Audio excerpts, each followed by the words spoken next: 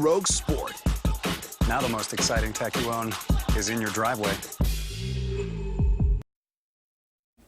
Scientists worldwide continue to track the latest changes in our atmosphere, but understanding how much it has changed can be difficult. But what if there was a way we could compare today's atmosphere with a sample of air from 50,000 years ago? Researchers at the University of Washington are actually doing just that. Darren Peck has the story. So this is one of the cores from Greenland. So it's already been sampled. We keep it here just to share with anybody who's interested. Right, if you want to see what a piece of the Greenland ice sheet looks like, yeah, you can pull it out. Yeah. How old is this piece of ice I have my hands on? Should I not even touch it like that? We've already analyzed it, so we can touch it all we want unless you don't want to get cold. It's from about 80 meters deep in the ice sheet. Man, it's like an occupational hazard in there. It is so cold. Your glasses fogged up when we were in there. That's right, yeah. This is a nice little piece of ice that you can see really well. The bubbles that are in any ice from a glacier is going to have these little air bubbles in it because that ice started as snow. But this particular ice, how old is it?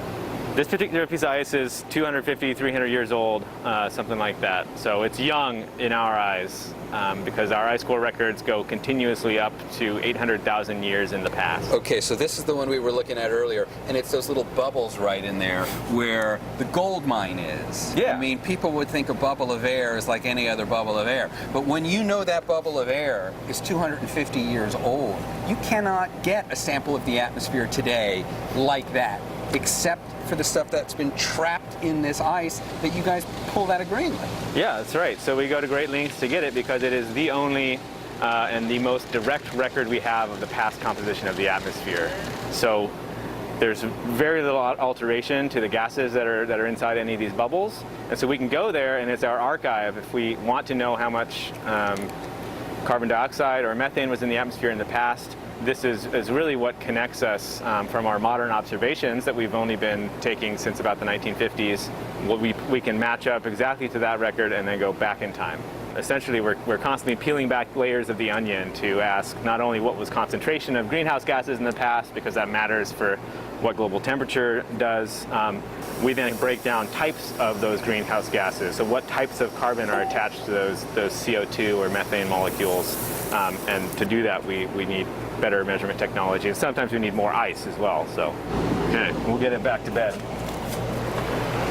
No jackets, right? You just walk in t-shirt and shorts.